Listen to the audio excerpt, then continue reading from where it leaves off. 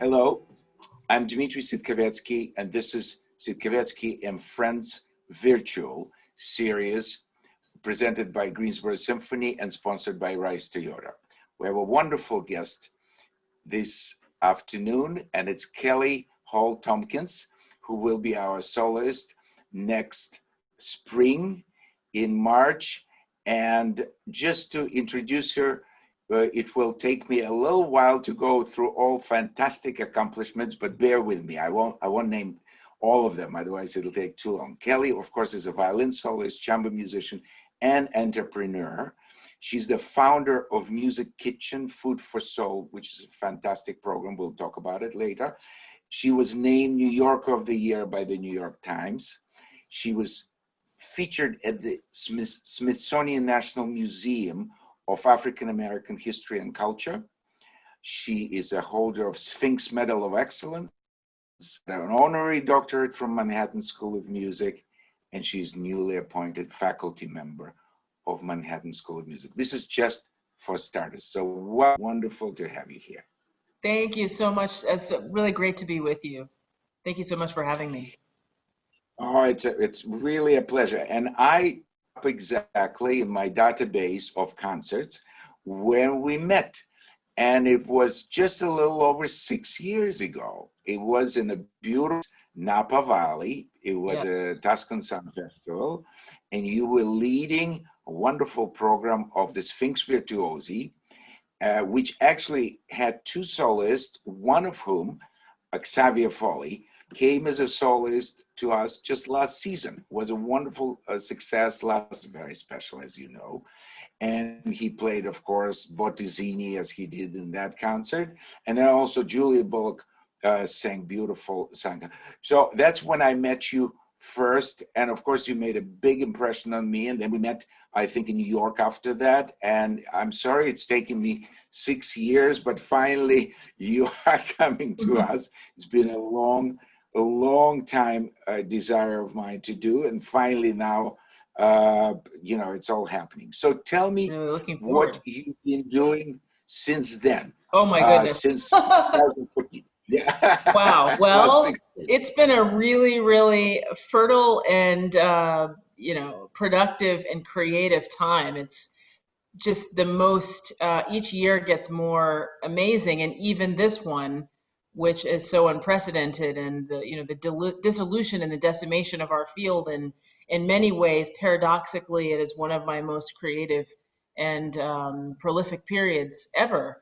But goodness, I think, let's see, my imagination project, I think, had just come out, and you mentioned some of the things, so many performances that I've done with a lot of different orchestras. I was the guest artist in residence with the Cincinnati Symphony. And most recently, I just was a soloist with the Baltimore Symphony just before the pandemic, and millions of things in between. My Fiddler on the Roof, my stint on Broadway, which I believe I might have been in the midst of when we met, and I released the first ever Fiddler solo album based on my time in that production. I was so inspired by our amazing company. I wanted to create the first ever concert pieces, a full album of that.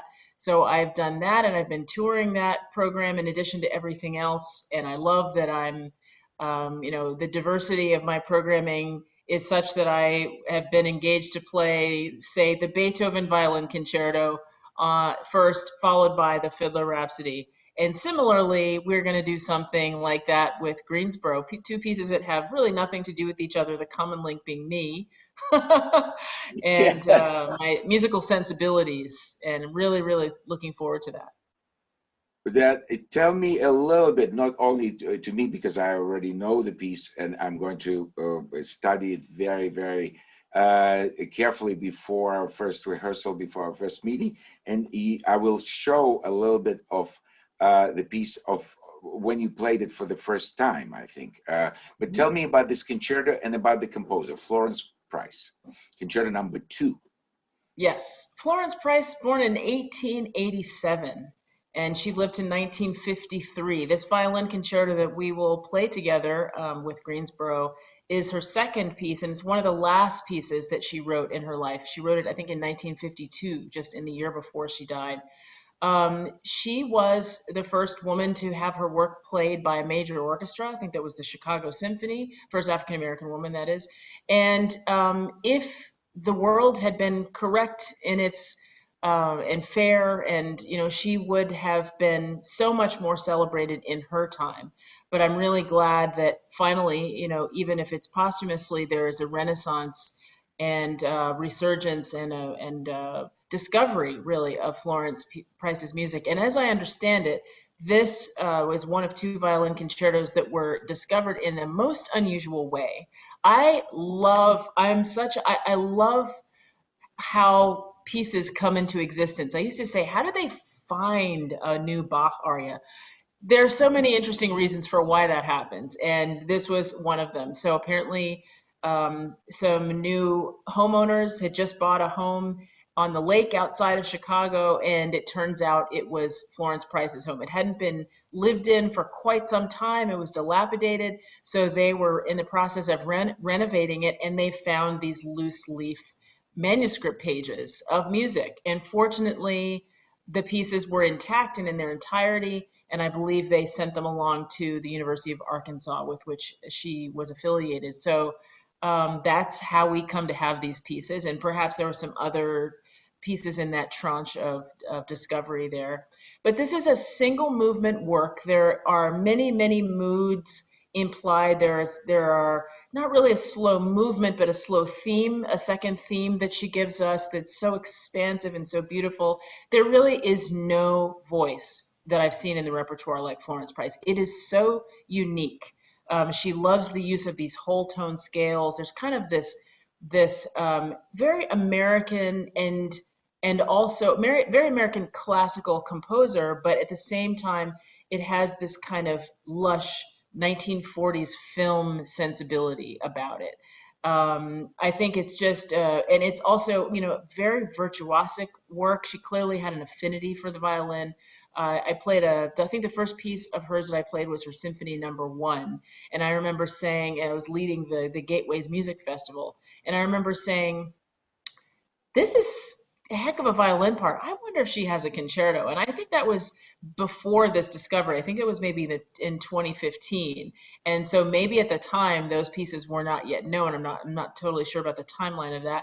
But yeah, indeed, she had quite an affinity for the violin. She wrote beautifully and virtuosically as well. So I think it's just a really Did she unique study piece. violin? Sorry I'm to not interrupt. aware. You're No, I'm not not aware. aware of her studying violin. I'm not sure of that. I've not seen any references to that. So she studied. What was her instrument? Was it the piano? I believe piano. Yeah, and she wrote a Piano. wonderful piano concerto. Really Ah, fantastic. I think also a single movement. But single I am movement. myself, I Yeah. have only just learned of Florence Price in the recent few years, so I am enjoying discovering more about her and her music as well. I think she's an American treasure, and she really should be, revered as such. Yeah, let's hear just a little bit of the beginning, your first entrance of the Florence Price Violin Concerto No. 2.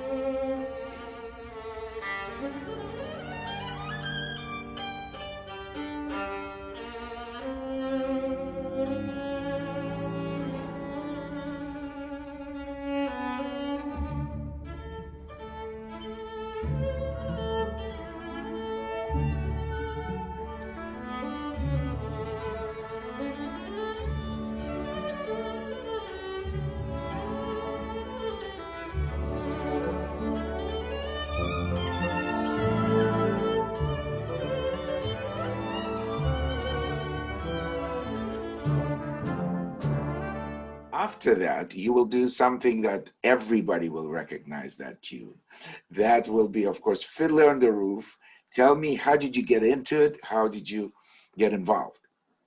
I never ever in a million years saw myself doing Broadway. I had a very traditional education, and I have become a music entrepreneur and stretching the boundaries and that sort of stuff. But I still, that wasn't something I necessarily saw in my future.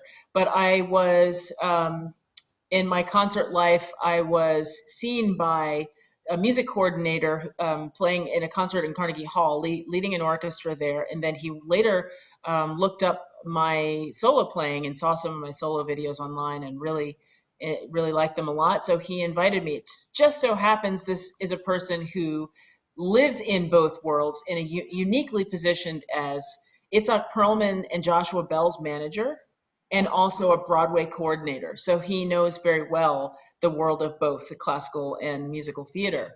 And he approached me about being Fiddler for Fiddler on the Roof. And I was like, wow, that would be an opportunity of a lifetime. And the funny story is that the funny story is that I had never actually seen the show before. I was the only person on the face of the earth that had not been Tevye in high school. You know, I'm the only one. I am the only one who was not Tevye in high school, as it turns out. So, and when I went to listen to the Broadway score, no, as it turns out, I listened to the film score, thinking, and that is the wonderful uh, arrangement by John Williams featuring Isaac Stern. And I was like, fantastic! I can't wait to play this. And my contact said, did you listen to the right thing? I'm not sure if you listened to the right thing. Did you listen to the Broadway version? Then let me know if you want to do it. And I listened to the Broadway version, and there really were no solos except for bum ba dum bum bum bum. But knowing that I still thought this will be an iconic experience. I want to, experience Broadway, and what a way to do it. And because they had engaged me, a soloist, they wrote solos into the score that have never existed in any other Broadway production. And it was an amazing, and they were added during the rehearsal process and even during our month of public previews. And so by the end of the previews, what was set was this ability that I had to interact with the story and the incredible acting that we had going on from, our Tevye, Danny Burstein, and Jessica Hecht, who was our Golda, and the incredible company that we had. And there were moments that I was alone, completely alone in the theater to give a musical response to the drama that we had just witnessed on stage. And those moments were galvanizing and so important, and just the story itself, it was such an important story to tell anytime, but specifically in 2016, throughout 2016, it felt like a really important story to tell. And it really made an impression on me. It will stay with me forever. And that experience, I wanted to crystallize and codify into something new moving forward. That show I knew wouldn't last forever, but I wanted to take that that was part of me, into the future. So I commissioned and created and developed the first ever Fiddler solo album of all Fiddler music. And I'm really excited that, excuse me, that I will play with you and the Greensboro Symphony the Fiddler Rhapsody and Scherzo. So that features kind of a virtuosic medley of the melodies most recognizable in the probably most recognizable in the show. The opening Fiddler theme from Tradition, Sunrise Sunset, and of course, To Life. Oh, fantastic. Those are absolutely timeless tunes, and audiences in for such a treat. Let's just give them a little bit of, a little taste of things to come. Let's listen.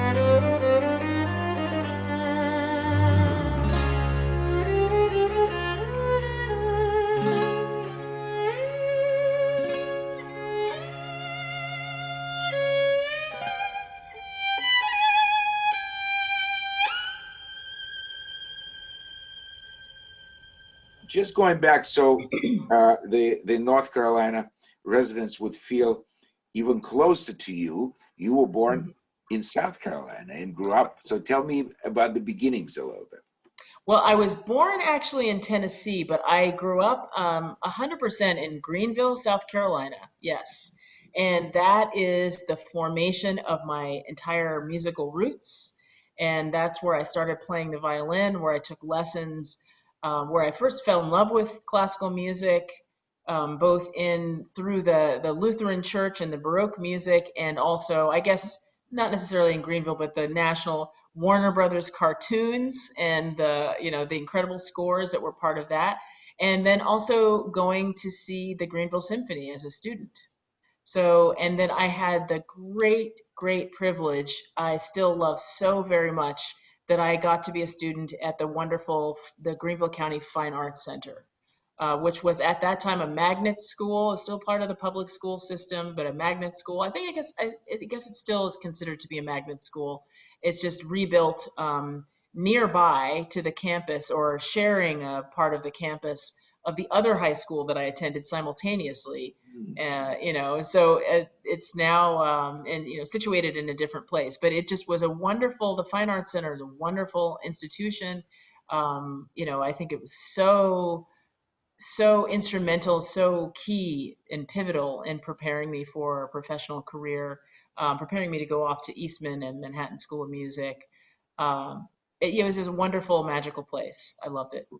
Great place to grow up. And even though you started rather late for a typical violinist, you didn't start till you were 9. That's right. And then I read that you said that right away, right from the age of 9, you wanted to be a professional violinist, having no idea what it really entailed. Exactly. I just knew. I just had this sense of conviction. It must have come from another life or something, but I knew.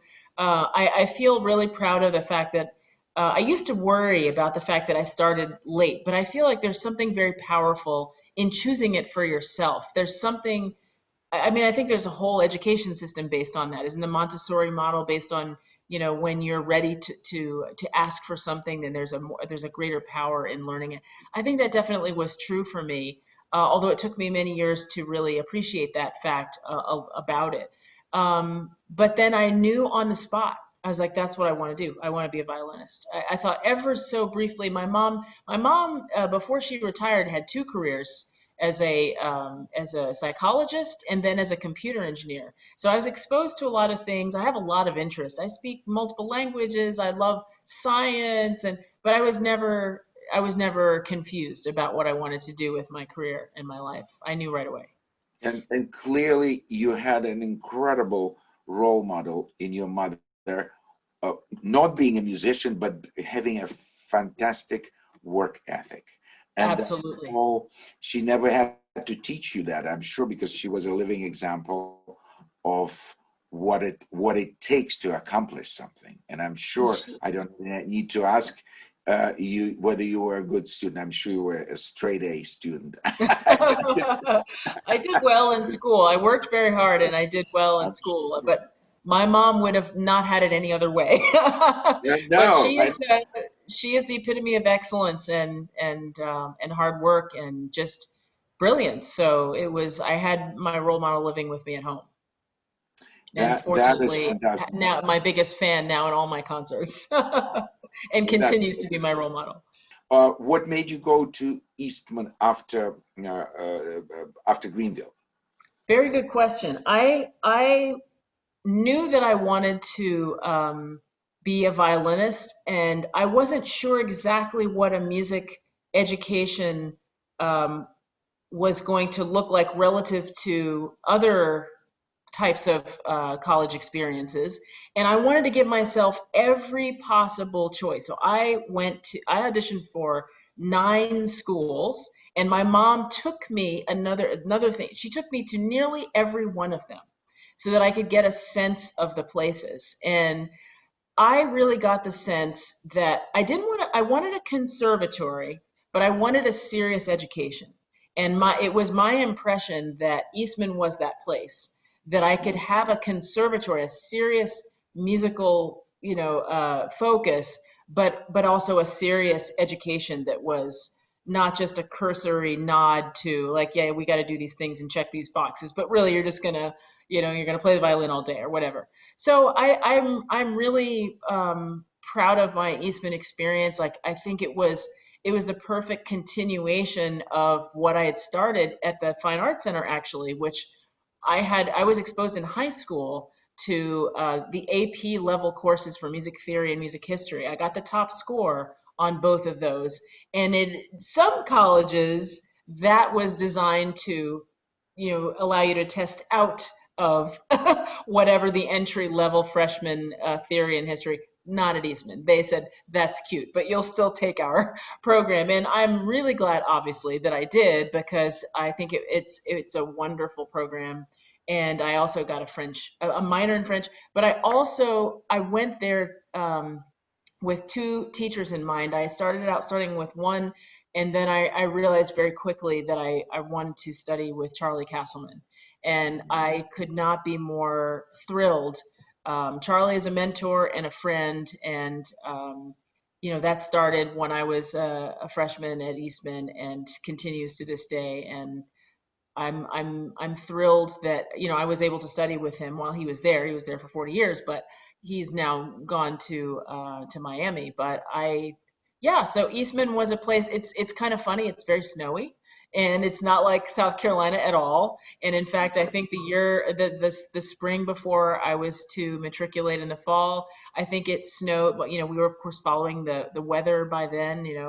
In my household in South Carolina. And I think it snowed in late May, and my mom was like, "Are you sure about this?" But now I am like I have this Pavlovian response to snow. When it starts snowing, I just want to practice. You have a wonderful new video recording of it, which I would love to share. But talk a little bit about Yeah, I that. would love to share that. Well, that actually is from slightly before we met. That was released in 2014.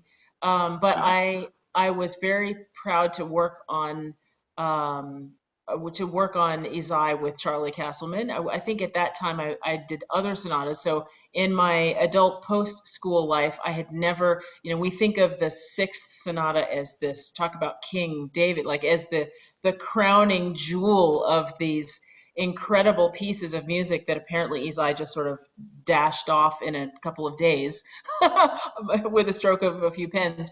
But it was this monumental work that I'd always looked up to, and I thought, you know what, I want to learn this, and I want to record it. So I actually had never played it before, and I learned it for the sake of recording this music video.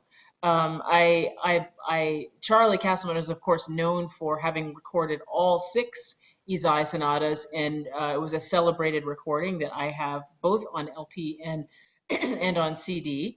And I have now recorded the third and now the sixth. And yeah, it's a piece that really spoke to me, and I think it's just there is a lot in it. I'm really proud of the fact that my other former teacher, Glenn Dictorow, the former concertmaster of New York Philharmonic, he said, I never liked that Sixth Sonata. I always discouraged students from playing it because it just sounds like a pile of notes. He's like, you are the first person I've ever heard to make sense of the piece and to play it in a beautiful way. He's like, now I like the piece. That to me Well, was the that's a greatest big compliment. Yes, yes, endorsement that I yes. could ever ask from such a great From artist. Let's Thank you hear so a much. little bit of that wonderful recording that we just Yes. talked about.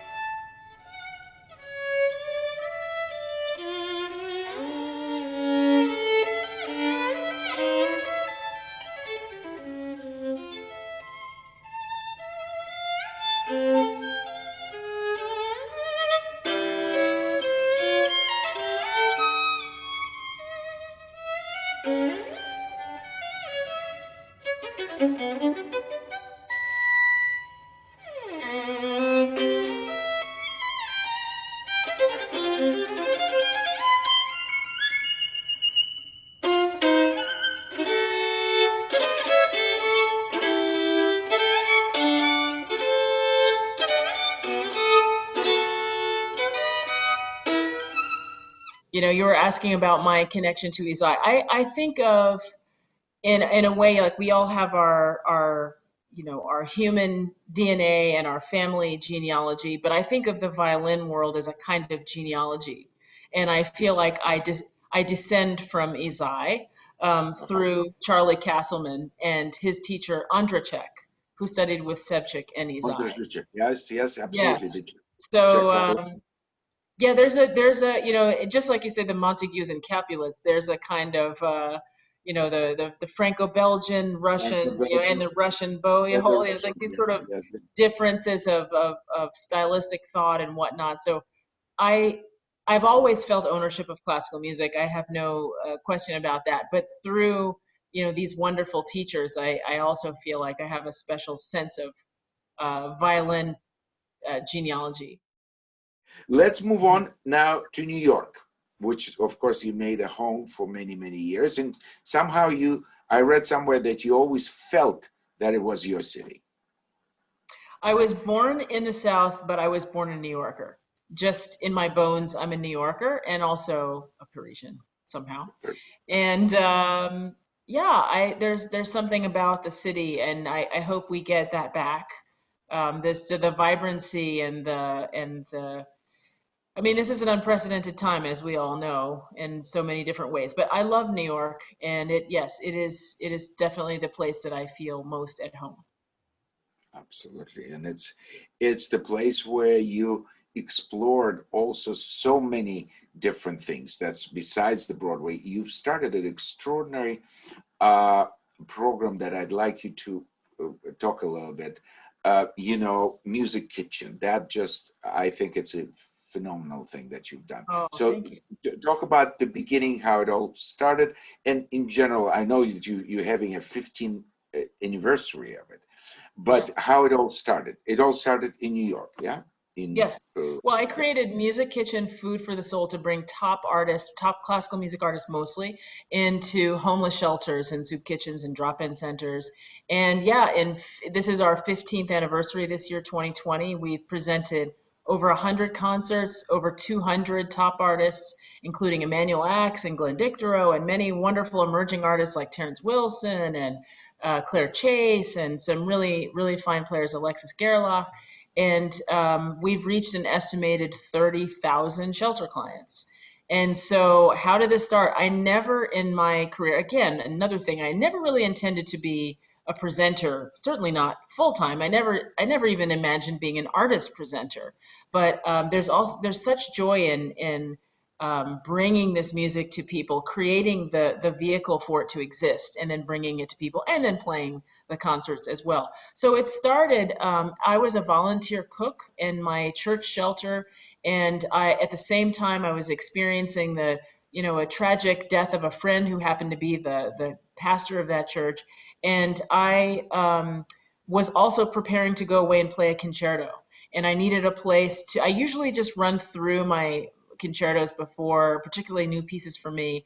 But anytime, I just like to get performance energy going and play for people. And I was so wrapped up in this friend who was, literally at the end of his life, and that I didn't really coordinate with friends about their schedule. And when I finally started asking friends, they were all booked. So since I was a regular cook at the shelter, I knew they would be there. I decided to play it out, to try it out and play for the shelter. And I felt really guilty about it because I thought, here it's a violin concerto with no accompaniment. Who but a musician could stand something like that? Um, but then I played for them, and they were so moved, and they were so connected. Many of them who had never heard classical music before, they they asked me if I'd come back the next night, and I said, "Well, sure, but I'm going to play the same music, And they said, "Oh, we want to hear it," and so I played the music for them again, and it was a concerto plus a solo piece for an encore, and I think the Chrysler Recitative and Scherzo. I think it was a Mozart concerto and a Recitative and Scherzo, and without accompaniment, and of course, unaccompanied piece. And they had also known the pastor of that church, and they were deeply affected by his passing, and they knew that I would be playing for the funeral. And they said, "What are you going to play? Can you play that for us?" And so it was this amazing musical, human, cathartic moment of sharing. And I got the idea. It was sort of, it wasn't just, okay, let's go play for the homeless. It wasn't that. It was really the synthesis of so many disparate parts of my life that kind of came together in this aha moment.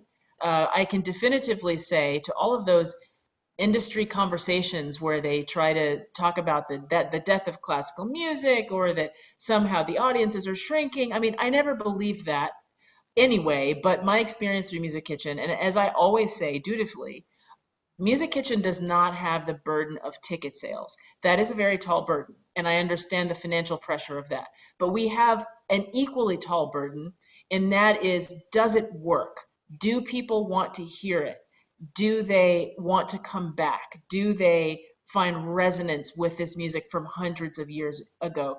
And we have to prove, unlike an orchestra or a concert series that gets to develop the audience over time, we get one shot with this group of people, because next time it's going to be another group of people, and it has to work each time, and it has. This is like one of the most creative periods in my entire creative life. I mean, and fortunately, I'm employed doing performing through the virtual realm, which is not the same as the live, the energy of a live audience and the live concert experience. But I'm doing things that I haven't, that I would not otherwise have done. There are pieces, there are pieces that have been written for me during this time.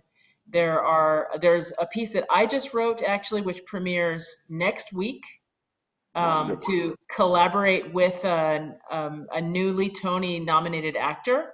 It's a spoken word piece that I wrote for violin and this And actor. voice, And I'm, an actor. Uh-huh. yes, actor Daniel Watts. I'm very excited about this. This premieres on November 6th. There are those of us who make our livelihood when people gather en masse. Those of us who share that which we have created with anyone willing to occupy the same space. Ordinary stages, rooms, and terrains become sacred when artist and audience agree to meet somewhere in the middle in hopes that all will leave this place altered and for the better. There are those of us who make our livelihood when people gather en masse. Those of us who live to astonish those who live for the live, for the thrill of the I was there bragging rights, where one can't wait to go ooh at the sight of a grand slam, 3-point game-winning buzzer beater, first round knockout, hat trick, goal! Flying elbow off the top turnbuckle, game, set, match, Hail Mary touchdown, hole in one, record-breaking final lap photo finish, because draw, lose, or win, we are in it together.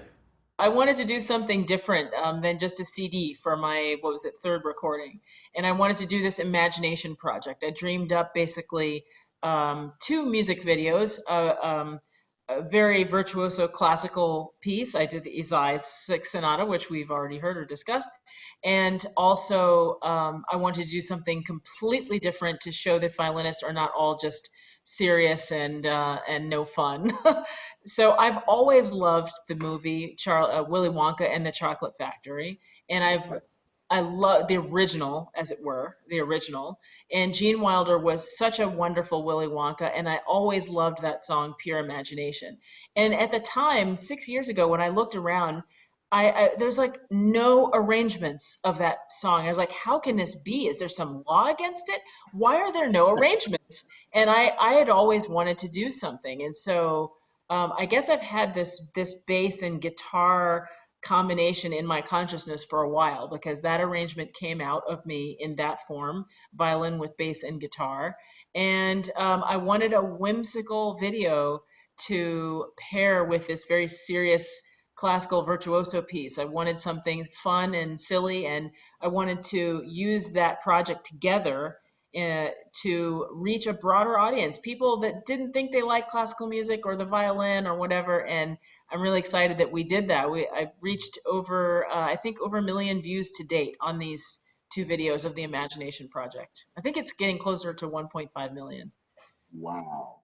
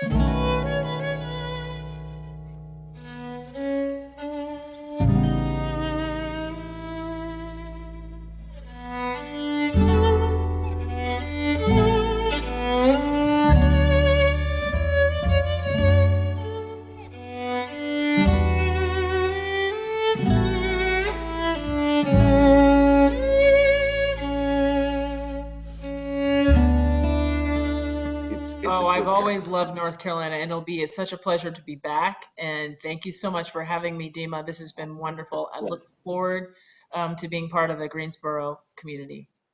Thank you so much. And really, thanks again for this wonderful, wonderful talk that will be much appreciated by all of us. Thank you. All the best. Stay safe. Thank you. You too.